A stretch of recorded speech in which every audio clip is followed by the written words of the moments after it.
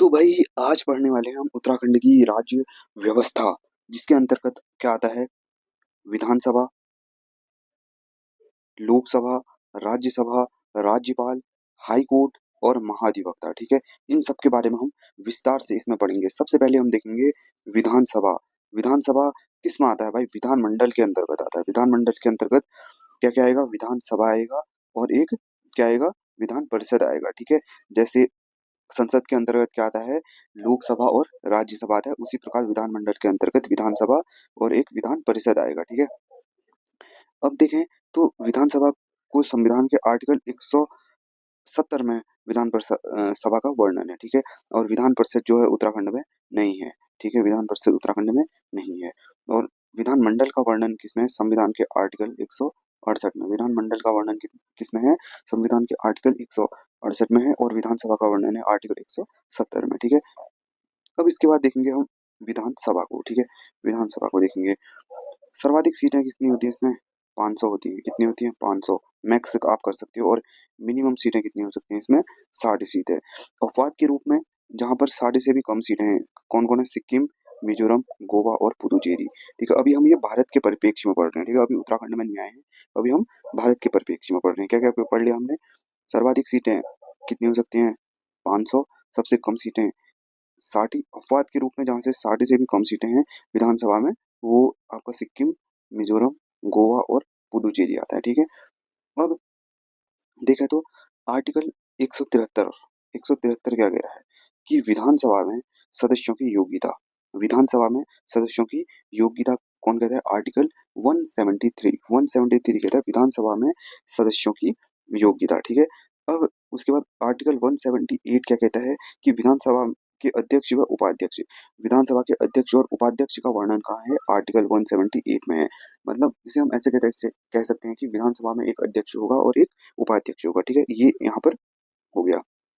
अब देखें सर्वाधिक विधायक, सबसे ज्यादा विधायक कहाँ पर है? यूपी में। कितने? 403 विधायक हैं।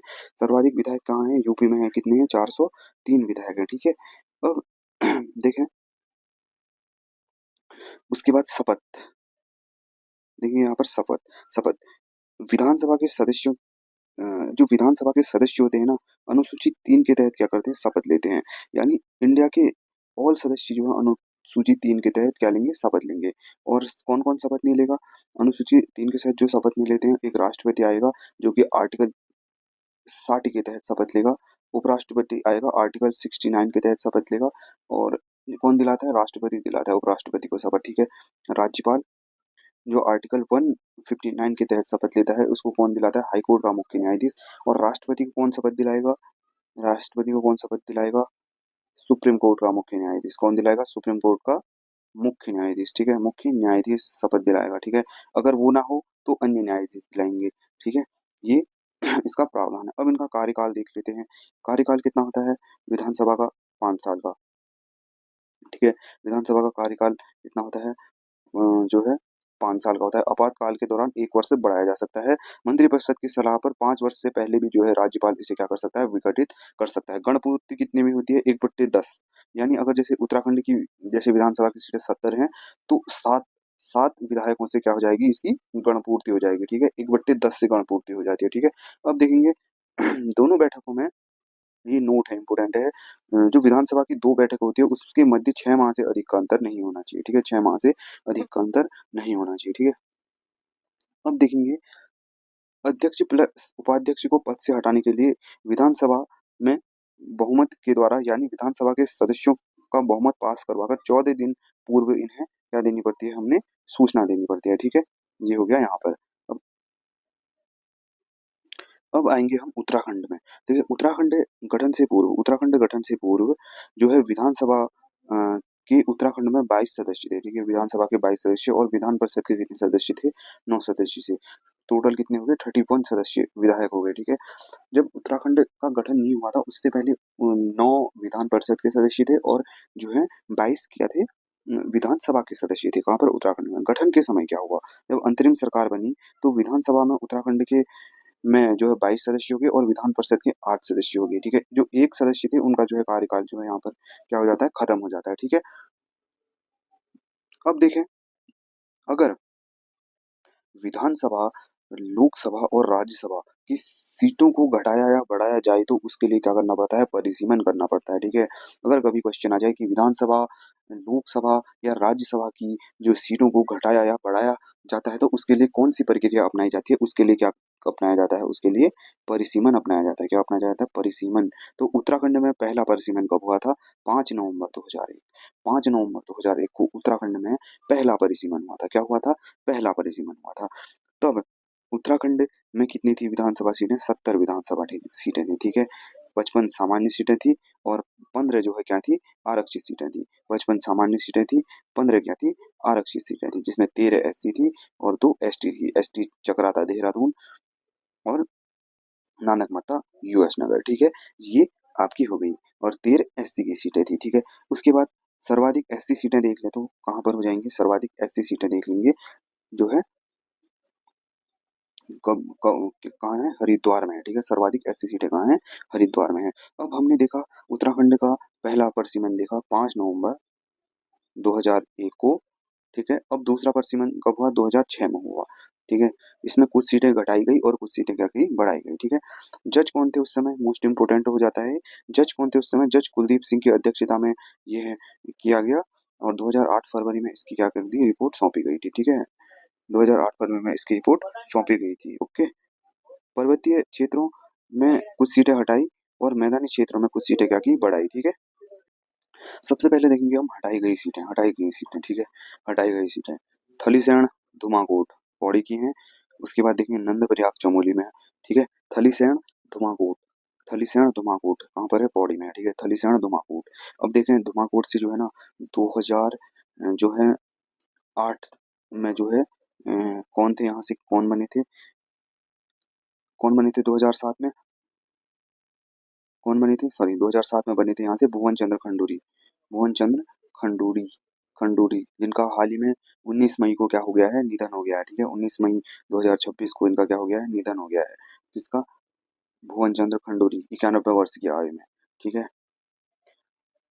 अब देखेंगे, देखो हमने क्या क्या देख लिया था यहाँ पर, थलीसैंण धुमाकोट पौड़ी, नंदप्रयाग चमोली में, भिकियासैंण अल्मोड़ा, कनाली छिना पिथौरागढ़ और कांडा बागेश्वर, इतनी सीटें यहाँ से हटाई गई, ठीक है।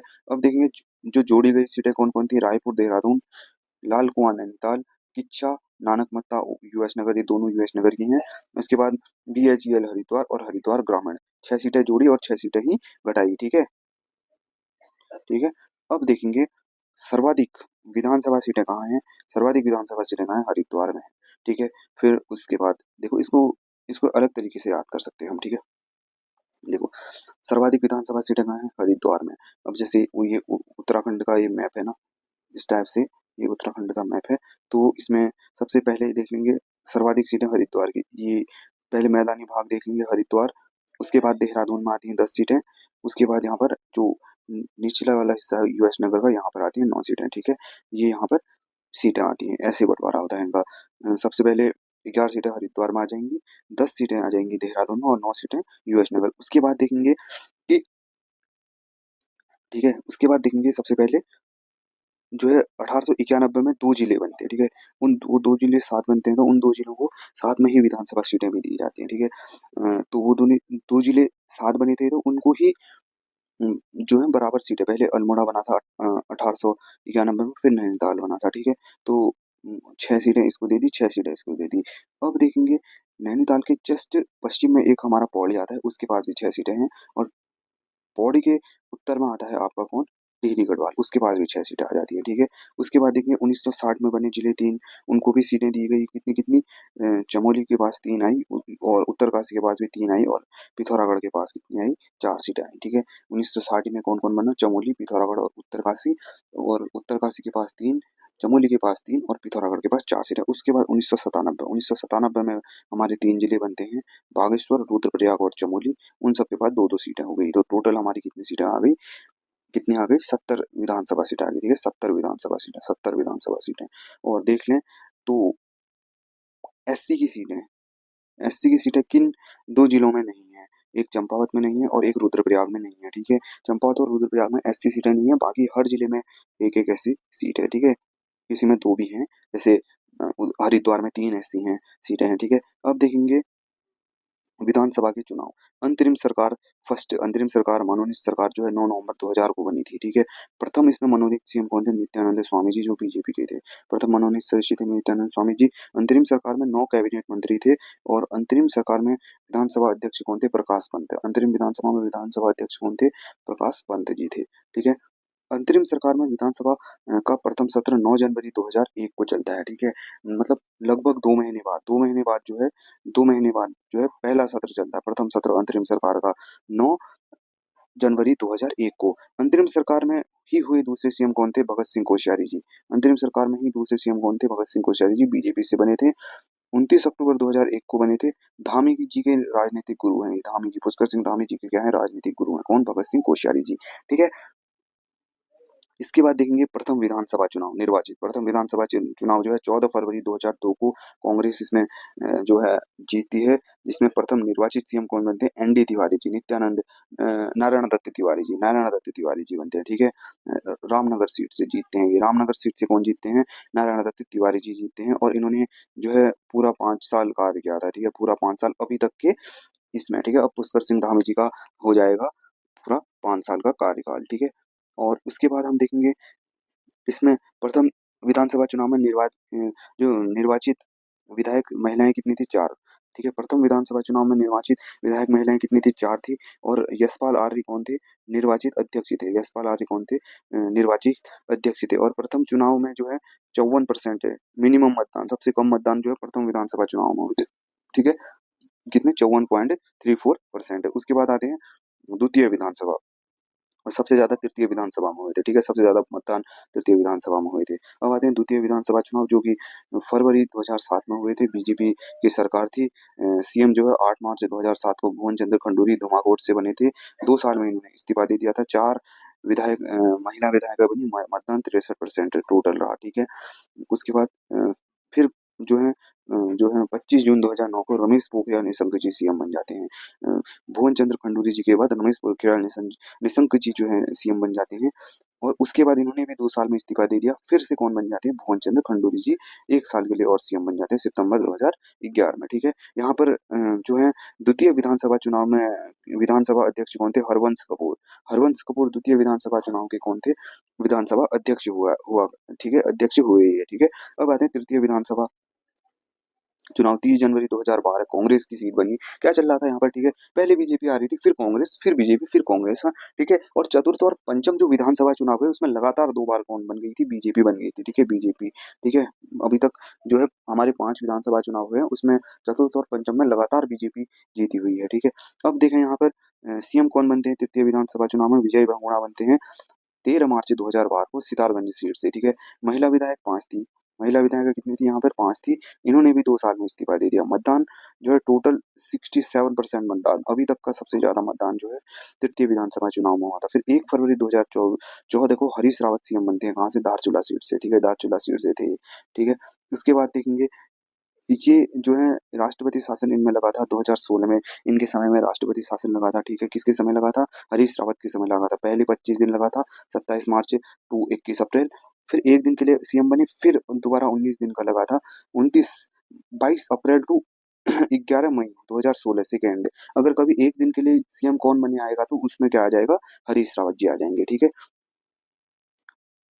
उसके बाद देखेंगे राष्ट्रपति शासन। राष्ट्रपति शासन के समय उत्तराखंड के राज्यपाल कौन थे? कृष्णकांत पाल। उत्तराखंड के राज्यपाल कौन थे? कृष्णकांत पाल। व देश के राष्ट्रपति कौन थे? प्रणब मुखर्जी। और प्रधानमंत्री कौन थे?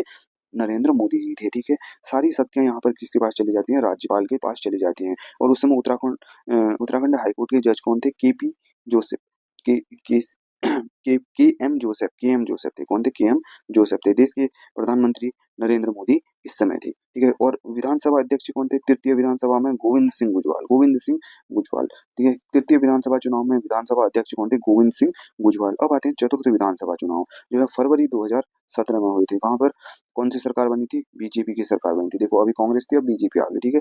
सीएम कौन थे यहाँ पर? सीएम थे त्रिवेंद्र रावत। डोईवाला सीट से बने थे और 8 मार्च 2017 को इन्होंने क्या ली थी? शपथ ली थी, ठीक है। 3 साल में इन्होंने इस्तीफा दे दिया। 5 महिला विधायक बनी। मतदान 65.55% यहाँ पर क्या होता है? मतदान होता है, ठीक है। अब देखेंगे 10 मार्च 2021 को से 4 जुलाई 2021 मात्र 116 दिन तक तीरथ सिंह रावत सीएम बने थे, सबसे कम समय तक। ठीक है, 10 मार्च 2021 से 4 जुलाई 2021 तक जो है 116 दिन, कहीं कहीं पर 115 दिन भी दिखाता है, तो 116 दिन तक ये सीएम बने थे तीरथ सिंह रावत। ठीक है, फिर उसके बाद आते हैं 4 जुलाई 2021 को पुष्कर सिंह धामी जी जो है सीएम बन जाते हैं खटीमा से। और विधानसभा अध्यक्ष कौन था इसमें? प्रेमचंद्र अग्रवाल। विधानसभा अध्यक्ष कौन थे? प्रेमचंद्र अग्रवाल जी थे। ठीक है, अब आते हैं पंचम विधानसभा चुनाव। पंचम विधानसभा चुनाव 14 फरवरी 2022। प्रथम विधानसभा चुनाव और पंचम विधानसभा चुनाव जो है सेम डेट को हुए हैं। ठीक है, बीजेपी की सरकार आती है। ठीक है, सीएम बनते हैं यहाँ पर कौन बनते हैं? पुष्कर सिंह धामी चंपावत सीट से। महिला विधायक कितनी थी? 8 थी। 23 मार्च 2022 को ये बने थे। मतदान जो है 65% होता है। सबसे ज्यादा वोट हरिद्वार से पड़े थे, सबसे कम वोट कहाँ से पड़े थे? अल्मोड़ा से पड़े थे। ठीक है, क्या हुआ? पुष्कर सिंह धामी जो है अपनी खुद की सीट से हार गए थे। इन्होंने इनके लिए उपचुनाव करवाए गए, कहाँ से? चंपावत की सीट से। चंपावत के विधायक कौन थे? कैलाश गहतोड़ी थे। और पुष्कर सिंह धामी ने अपने पद से क्या कर दिया था यहाँ पर? पुष्कर सिंह धामी के लिए इन्होंने अपने पद से इस्तीफा दे दिया और जो कैलाश चंद्र गहतोड़ी जी थे इन्हें वन विकास निगम का अध्यक्ष बनाया गया। ठीक है, पुष्कर सिंह धामी ने निर्मला गहतोड़ी को हराया चंपावत से, यह क्या बन गए? विधायक बन गए। पुष्कर सिंह धामी ने निर्मला गहतोड़ी को हराया और ये क्या बन गए? यहाँ से सीएम बन गए। ठीक है, कहाँ से? यहाँ से विधायक बन गए चंपावत से, और उसके बाद ये सीएम बन चुके थे। ठीक है, नियम क्या कहता है? नियम ये कहता है कि अगर नियम अगर अगर बिना विधायक के कोई सीएम बन रहा है तो उसे 6 माह के अंतर्गत क्या करना पड़ेगा? चुनाव जीतना पड़ेगा। ठीक है, और अब देख लें तो वर्तमान विधानसभा उस समय अध्यक्ष कौन थी? रितु खंडूरी कोटद्वार से प्रथम महिला अध्यक्ष भी थी। ठीक है, पंचम विधानसभा चुनाव में जो विधानसभा अध्यक्ष कौन थी? रितु खंडूरी थी और कोटद्वार से यह ठीक है जीती हुई थी और सॉरी प्रथम महिला अध्यक्ष भी ये रही हैं अभी। ठीक है, उसके बाद देखेंगे आंग्ल भारतीय। आंग्ल भारतीय का वर्णन संविधान के आर्टिकल 333 में है। विधानसभा में आंग्ल भारतीय। ठीक है, राज्यपाल क्या करता है? इन्हें मनोनीत करता है। विधानसभा में आंग्ल भारतीय आर्टिकल 333 में है। ठीक है, लोकसभा में आंग्ल भारतीय जो है आर्टिकल 331 में है, जिसके तहत क्या करता है? राष्ट्रपति जो है क्या करता है? इसे मनोनीत करता है और उनका ठीक है मनोनीत करता है। अब ये जो है इसका जो जो नियम था और जो इसका आरक्षण था वो क्या कर दिया है? समाप्त कर दिया है। किससे समाप्त किया? 104वां संविधान संशोधन जो है कब हुआ? 25 जनवरी 2020 को विधानसभा व लोकसभा से आंग्ल भारतीय आरक्षण को क्या कर दिया? समाप्त कर दिया। और इसी के साथ जो SC ST को जो आरक्षण मिलता था उसे 10 साल के लिए क्या कर दिया? बढ़ा दिया गया। ठीक है, और विधानसभा में आंग्ल भारतीय कौन कौन थे? ठीक है, सबसे पहले देखेंगे विधानसभा में आंग्ल भारतीय सबसे पहले हमारे कौन है? RV गार्डनर आते हैं, फिर कैरन मेयर आते हैं, फिर तीसरे RV गार्डनर आते हैं, फिर जॉर्ज आइवन ग्रोकी मैन आते हैं। ठीक है, ये यहाँ पर आ गए। फिर ठीक है, अब एक यहाँ पर एक इम्पोर्टेंट नोट आ जाता है कि 4 मई 2001 को उत्तराखंड विधानसभा देश की पहली विधानसभा बनी जिसने अपनी वेबसाइट बनाई थी। ठीक है, 4 मई 2001 को उत्तराखंड विधानसभा देश की पहली विधानसभा बनी जिसने अपनी वेबसाइट बनाई। ठीक है, अब देखेंगे हम यहाँ से उत्तराखंड का उच्च न्यायालय। उत्तराखंड का उच्च न्यायालय हाईकोर्ट उत्तराखंड का कहाँ पर है? नैनीताल में। ठीक है, नैनीताल में। ठीक है, अब देखेंगे सबसे पहले हाईकोर्ट देखेंगे। देश में हाईकोर्ट की स्थापना कब होती है? देश में हाईकोर्ट की स्थापना होती है 1862 में। ठीक है, के अधिनियम के तहत होती है, जो कि कहाँ पर हुई? पहले कलकत्ता में हुई, फिर मद्रास में होती है, उसके बाद बम्बई में होती है। तीनों साथ में बने थे। ठीक है, तब 1862 के अधिनियम से जो है देश में हाईकोर्ट की स्थापना होती है। ठीक है, 1862 के तहत। और सुप्रीम कोर्ट की स्थापना कैसे होती है? 1774 में होती है, 1773 के रेगुलेटिंग एक्ट के तहत। ठीक है, अब देखेंगे सबसे पहले देश में देश का फोर्थ वे हाईकोर्ट में सबसे बड़ा हाईकोर्ट कौन है? हैदराबाद इलाहाबाद हाईकोर्ट है। इलाहाबाद हाईकोर्ट जिसमें एक मुख्य न्यायाधीश प्लस 159 न्यायाधीश आते हैं। ठीक है, देश का सबसे छोटा हाईकोर्ट है सिक्किम हाईकोर्ट जो है गंगटोक में है। ठीक है, और उसके बाद आजादी के बाद देश का पहला हाईकोर्ट कौन सा बना? आजादी के बाद देश का प्रथम हाईकोर्ट उड़ीसा भुवनेश्वर का हाईकोर्ट बना 1948 में। ठीक है, भुवनेश्वर का हाईकोर्ट बना। उत्तराखंड हाईकोर्ट देश में 20वां हाईकोर्ट है जो 9 नवंबर 2001 को बन चुका था। 9 नवंबर 2001 को बना था। ठीक है, वर्तमान में देश में 25 हाईकोर्ट हैं और देश का अंतिम जो हाईकोर्ट बना आंध्र प्रदेश हाईकोर्ट बना जो कि 2019 में बना। ठीक है, अब देखेंगे हाईकोर्ट से संबंधित अनुच्छेद। आर्टिकल 214 प्रत्येक राज्य का एक हाईकोर्ट होगा और आर्टिकल 216 क्या कहता है? हाईकोर्ट की संरचना। हाईकोर्ट की संरचना एक मुख्य न्यायाधीश प्लस अन्य न्यायाधीश। ठीक है, अब देखेंगे एक बढ़िया सा नोट है यहाँ पर कि हाई कोर्ट के अन्य न्यायाधीशों को घटाने बढ़ाने का अधिकार किसके पास होता है? राष्ट्रपति के पास होता है। ठीक है, हाई कोर्ट के न्यायाधीशों अन्य न्यायाधीशों को घटाने व बढ़ाने का अधिकार किसके पास होता है? राष्ट्रपति के पास होता है। ठीक है, उसके बाद देखेंगे आर्टिकल 222 क्या कहता है। आर्टिकल 222 कहता है हाई कोर्ट के जजों का स्थानांतरण होगा। और आर्टिकल 226 कहता है हाई कोर्ट जो है रिट जारी करने की शक्ति, हाई कोर्ट की रिट जारी करने की शक्ति। ठीक है, क्या क्या होते हैं? 5 प्रकार के रिट जारी करता है ये भी, और सुप्रीम कोर्ट आर्टिकल 32 के तहत रिट जारी करता है, और हाई कोर्ट आर्टिकल 226 के तहत रिट जारी करता है। ठीक है, 5 प्रकार के रिट जारी करते हैं। एक बंदी प्रत्यक्षीकरण होता है, एक परमादेश होता है, और एक इसके बाद प्रकीर्ण होता है, सॉरी, एक बंदी प्रत्यक्षीकरण होता है, एक परमादेश होता है, एक अधिकार परीक्षा होता है, एक, 3 ही हो गए, 2 और होते हैं जो अभी मुझे ध्यान में नहीं आ रहे हैं, तो उसको किसी और क्लास में मैं आपको बता दूंगा। तो चलिए, अब हम कहाँ पर थे? ठीक है, अभी हम थे 5 प्रकार के रिट जारी करता है। ठीक है, अब देखो यहाँ पर जो सर्वोच्च न्यायालय है वो किस आर्टिकल के तहत रिट जारी करता है? आर्टिकल 32 के तहत। इसे राइट टू कॉन्स्टिट्यूशनल रेमेडीज भी कहते हैं, और संविधान की आत्मा और हृदय, इसे भीमराव अंबेडकर जी ने कहा था। ठीक है, ठीक है, ये राइट टू कॉन्स्टिट्यूशनल रेमेडीज क्या है, कौन है? आर्टिकल 32 है। ठीक है, अब देखेंगे हाई कोर्ट की रिट जारी करने की शक्ति सुप्रीम कोर्ट से ज्यादा है। ठीक है, हाई कोर्ट की रिट जारी करने की शक्ति सुप्रीम कोर्ट से क्या है? ज्यादा है। फिर आर्टिकल 231 देखेंगे, 2 या 2 से अधिक राज्यों का क्या हो सकता है? एक हाई कोर्ट हो सकता है। 2 या 2 से अधिक राज्यों का हाई कोर्ट एक हो सकता है, आर्टिकल 231 के तहत, जिसके तहत गुवाहाटी हाई कोर्ट, असम, अरुणाचल, मिजोरम और नागालैंड 4 राज्य का कौन है high court? Guwahati high court है। ठीक है, असम, अरुणाचल, मिजोरम और नागालैंड। ठीक है, और उसके बाद क्या कह रहा है? आर्टिकल 241 कहता है केंद्र शासित प्रदेश अपना अलग हाई कोर्ट बना सकते हैं, जिसके तहत दिल्ली एक ऐसी यूटी है जिसने अपना स्वतंत्र हाई कोर्ट बना रखा है। ठीक है, उसके बाद देखेंगे यूटी में चंडीगढ़ हाई कोर्ट, जिसमें चंडीगढ़, पंजाब, हरियाणा तीनों तीनों डिस्ट्रिक्ट, मतलब तीनों राज्यों के क्या है यहाँ पर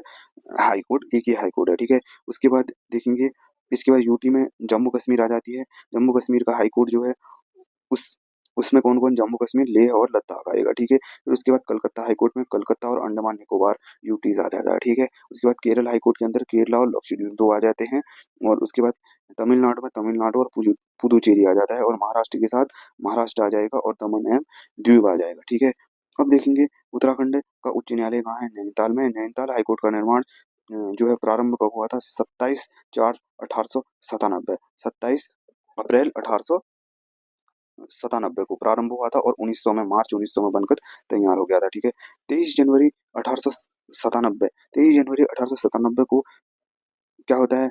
एडिशनल है। ठीक है, 23 जनवरी 1897 को जो है सुभाष चंद्र बोस का क्या होता है? जन्म होता है, और इनके गुरु कौन है? सी आर दास है। ठीक है, 1897 टिहरी का यहाँ पर घंटाघर भी बनाया था, और कोट द्वार को रेलवे से जोड़ा भी था। कब? 1897 में। ठीक है, और कीर्ति शाह ने बनाया था 110 मीटर का। ठीक है, उसके बाद देखेंगे 23 जनवरी को क्या होता है? पराक्रम दिवस भी होता है। ठीक है, उसके बाद अपना अगला जो नोट है, हाई कोर्ट बनने से पूर्व ये है ब्रॉस बैंड स्कूल हुआ करता था। कौन? उत्तराखंड का जो हाई कोर्ट है, जब वो हाई कोर्ट बनने से पूर्व यहाँ पर क्या था? ब्रॉस बैंड स्कूल था। ठीक है, ठीक है, अब देखेंगे हाई कोर्ट का निर्माण किसके द्वारा करवाया गया? उत्तराखंड हाई कोर्ट का निर्माण किसके द्वारा करवाया गया? सेंटोनी मैकडोनाल्ड। बहुत बढ़िया क्वेश्चन है, सेंटोनी मैकडोनाल्ड बहुत बार आया भी है। कौन थे? नैनीताल के क्या थे? गवर्नर थे, सेंटोनी मैकडोनाल्ड। ठीक है, the old name of Nainital high court क्या है? गवर्नर हाउस, जिसे राज्यपाल भवन के नाम से जानते थे। Nainital high court Birmingham palace की तर्ज पर बना हुआ है। डिजाइनर कौन था? स्टीवेंसन स्टीवेंसन स्टीवेंसन था। ठीक है, स्टीवेंसन इसका डिजाइनर था, किसका? नैनीताल हाई कोर्ट का। ठीक है, बर्मिंघम पैलेस की तर्ज पर बना हुआ है, और इस पर रहने वाली प्रथम जो भारतीय राज्यपाल थी कौन थी? सरोजनी नायडू थी। ठीक है, प्रथम भारतीय राज्यपाल कौन थी? सरोजनी नायडू थी। ठीक है, अब देखेंगे नैनीताल हाईकोर्ट के प्रथम मुख्य न्यायाधीश कौन थे? अशोक अभयंकर देसाई। अशोक अभयंकर देसाई जो है नैनीताल हाईकोर्ट के प्रथम मुख्य न्यायाधीश थे, और नैनीताल हाईकोर्ट के द्वितीय मुख्य न्यायाधीश कौन से? एस एच कपाड़िया है नैनीताल हाईकोर्ट के द्वितीय मुख्य न्यायाधीश थे। उसके बाद नैनीताल हाईकोर्ट की प्रथम महिला कौन थी?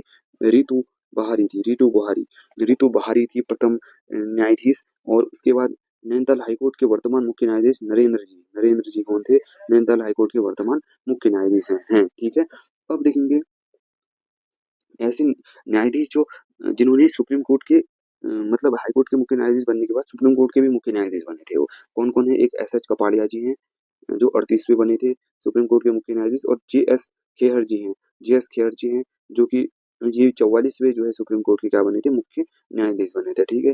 अब आते हैं उत्तराखंड में त्वरित अदालत, fast track fast track court की स्थापना जो है अप्रैल 2001 में होती है। 45 त्वरित अदालतें हैं, ठीक है। उत्तराखंड में त्वरित अदालतों की स्थापना जो है 2001 में होती है। इन्हें क्या कहते हैं?